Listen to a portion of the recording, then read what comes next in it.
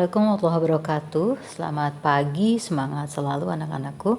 Kita akan belajar bab baru di biologi kelas 12, bab ke-9 ya, yaitu tentang evolusi. Nah, membahas tentang evolusi, tentu kalian mengingat lawan katanya yaitu revolusi. Betul, jadi kalau evolusi itu adalah perubahan yang sangat lama, sedangkan revolusi adalah perubahan yang sangat cepat. Ya, pernah melihat fosil seperti ini? Apa yang kalian tahu tentang evolusi? Nah, ada tokoh yang mencetuskan teori evolusi itu ternyata sudah dimulai dari 500 tahun sebelum Masehi. Jadi mulai Anaximander yang menyebutkan bahwa manusia itu berevolusi dari makhluk akuatik mirip ikan. Ada Empedocles, Erasmus Darwin, kakeknya Darwin dia. Selanjutnya ada Sir Charles Lyell, ada Thomas Robert Malthus. Ya, Lyell ini adalah tokoh geografi di mana dia mengatakan bahwa permukaan bumi terbentuk melalui proses yang tahap lama. Dan ini menjadi salah satu petunjuk bahwa dalam waktu yang lama itu ternyata ada makhluk hidup yang berbeda di atasnya. Nah, sementara Thomas Robert Malthus menyatakan bahwa tidak ada keseimbangan antara penduduk dan bahan makanan. Artinya, secara ekonomi ini menyebabkan adanya makhluk hidup itu untuk beradaptasi atau bersaing mendapatkan makanan, sehingga ada yang stabil bertahan, ada juga yang kalah. Selanjutnya Jacques Cuvier dia menyebutkan bahwa setiap masa itu diciptakan makhluk hidup yang berbeda. Ini agak ekstrim ya, tapi berpendapat itu adalah bebas. Selanjutnya ada Lamarck. Nah, ada Darwin, ada August Weismann. Tokoh-tokoh ini semuanya mengemukakan teori yang berkaitan dengan teori evolusi. Mengamati perbincangan tentang jerapah, ada perbandingan atau perbedaan antara teori evolusi Lamarck dan Darwin. Coba perhatikan, yang pertama, menurut Lamarck, asalnya jerapah itu pendek. Tapi karena makanan yang mereka butuhkan itu adalah pohon yang semakin tinggi, maka kemudian dia memanjangkan lehernya, sehingga nanti keturunannya akan memiliki leher yang panjang. Sedangkan menurut Darwin, awalnya jerapah itu ada dua macam, ada yang berleher pendek dan ada yang berleher panjang. Seiring dengan tingginya pohon mereka mendapatkan makanan, itu maka jerapah leher pendek itu akan mati, sedangkan yang bertahan adalah jerapah leher panjang, sehingga sifat panjangnya itu diturunkan. Nah, ini adalah dasar pemikiran dari Darwin. Ya, bisa kalian simak. Sedangkan ini adalah dasar pemikiran dari Lamarck. Ada ide tentang use and disuse, ada bagian tubuh yang digunakan itu akan berfungsi secara intensif, sedangkan yang tidak digunakan akan semakin mengecil. Nah, faktor-faktor yang mempengaruhi evolusi diantaranya ada teori tentang keseimbangan Hardy-Weinberg. Nah, ini dia ada rumusnya nih. Jadi dalam biologi juga ada hitung-menghitungnya, diantaranya adalah untuk menghitung ini ya.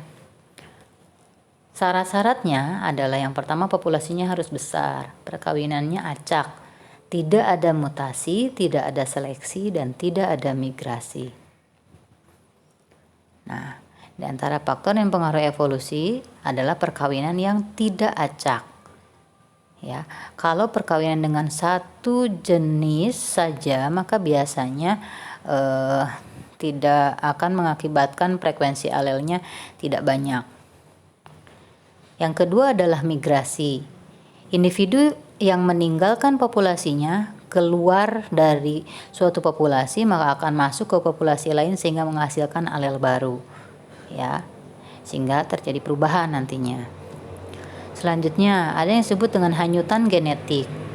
Jika ada anggota populasi yang terpisah dari populasi, maka frekuensi alelnya akan berubah. Salah satu penyebab hanyutan genetik ini adalah founder effect. Jadi sekelompok individu menempati tempat baru dan membentuk koloni sendiri. Biasanya mereka akan kawin dengan kelompoknya sendiri, semacam bottleneck effect, sehingga lambat laun mereka akan terjadi perkawinan antara sesama keturunan sehingga terjadi bencana, kemudian mereka terjadi kerusakan genetis sehingga jumlah populasinya semakin sedikit. Selanjutnya adalah seleksi alam, ya. Ini dicontohkan pada kasus adanya larva yang ternyata mengalami perubahan bentuk pada masa industri dan sebelum masa industri. Ini disebabkan beradaptasi dengan lingkungannya, ya. Jadi kalau sebelum masa industri, larva ini berwarna terang, ya, sehingga kalau yang berwarna terang maka dia akan mengalami berlarva terang kemudian nempel di pohon, dia akan gagal untuk beradaptasi. Sedangkan kalau setelah masa industri, maka yang mendapat tantangan itu adalah justru larva yang terang, ya. Yang terang ini jadi unik, sementara menempel pada pohon yang semakin gelap, gitu ya. Jadi semakin terlihat kalau si larvanya terang. Kemudian selanjutnya adalah mutasi. Perubahan gen juga itu menyebabkan mempengaruhi evolusi. Jadi perubahannya bisa semakin cepat apabila mutasinya semakin banyak. Selanjutnya ada rekombinasi dan seleksi. Nah, terbentuknya spesies baru itu akan dipersulit setidaknya dengan adanya isolasi. Isolasi geografi itu diantaranya karena perbedaan tempat hidup suatu makhluk hidup menyebabkan proses perkawinan di antara mereka agak sulit, sehingga ini akan menghambat terbentuknya spesies baru. Begitu juga isolasi musim, ya. Maksudnya musim kematangan sel gamet, masa kawin yang berbeda antar makhluk hidup itu juga akan menyebabkan terbentuknya spesies barunya itu agak susah. Kemudian ekologi. Evolusi tingkah laku. Kita tahu bahwa makhluk hidup mempunyai ritual atau perilaku kawin yang berbeda-beda. Begitu juga isolasi gamet. Susunan kimiawi dari gamet setiap makhluk hidup itu berbeda. Jadi seandainya misalnya dalam satu perairan itu ada gamet dari ikan, katak, tidak akan salah mereka membuahi karena ada isolasi gamet. Jadi sel gamet jantan hanya akan mengenali ovum sejenisnya. Isolasi mekanis ini terlebih ke alat kelamin yang berbeda, ya.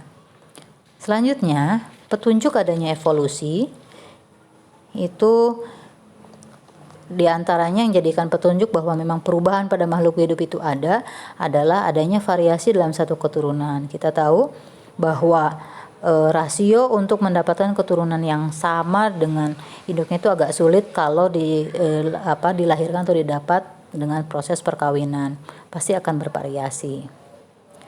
Selanjutnya ada homologi organ tubuh. Ada alat-alat tubuh yang memang berbeda tapi fungsinya sama pada makhluk hidup. Misalnya pada manusia tangan itu lengan depan itu adalah untuk memegang, sedangkan kalau pada anjing dia untuk berjalan, pada burung dia untuk terbang, gitu ya. Jadi itu persamaan fungsi dari alat tubuh. Selanjutnya, petunjuk evolusi selanjutnya adalah perbandingan embriologi.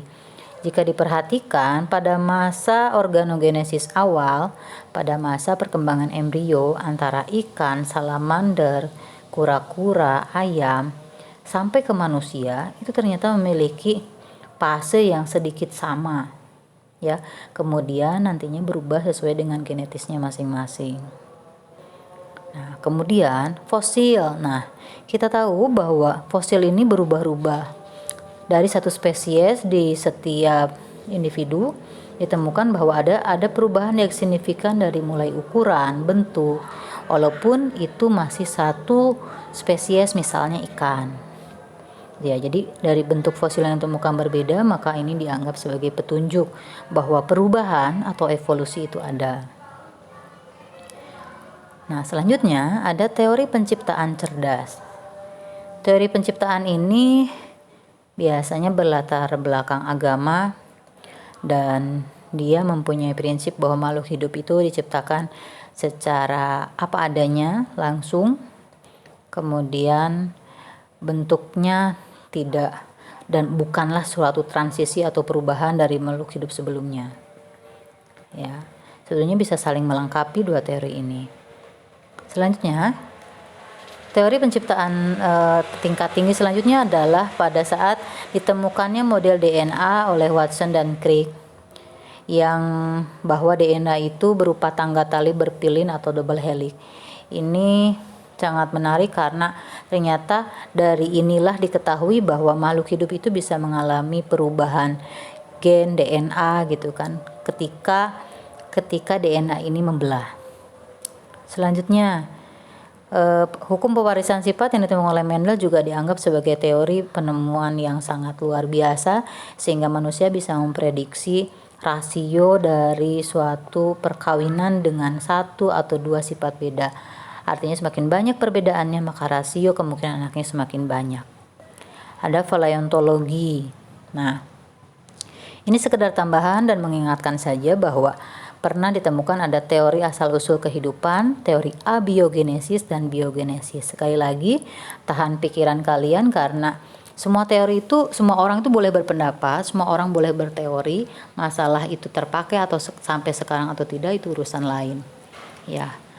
Menurut teori abiogenesis bahwa makhluk hidup itu terjadi secara spontan. Ya, generatio spontanea. Kalau biogenesis berarti makhluk hidup berasal dari benda mati. Ya, kita tidak setuju tentunya dengan ini, tapi tahan dulu. Selanjutnya ada teori biogenesis, makhluk hidup berasal dari makhluk hidup. Nah, pendukungnya diantaranya adalah penelitian dilakukan oleh Redi, Spallanzani, kemudian Louis Pasteur. Nah, yang menarik ketika ditemukannya teori evolusi kimia oleh A.I. Ovarin, dia menyatakan bahwa asal mula kehidupan adalah zat-zat seperti karbon dioksida, metana, amonia di alam yang kemudian mengalami perubahan dengan pengaruh radiasi sinar kosmik waktu itu berupa petir dan segala macam yang ada di alam, kemudian berubah menjadi zat-zat dasar dari kehidupan berupa asam amino sederhana.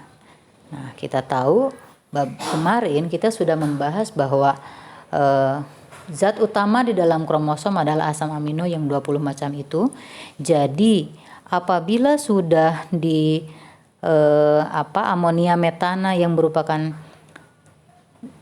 gas gitu ya atau bahan organik, kemudian nantinya berubah menjadi asam amino. Nah, sekarang kita berpikir, benar tidak kalau makhluk hidup itu berasal dari benda mati?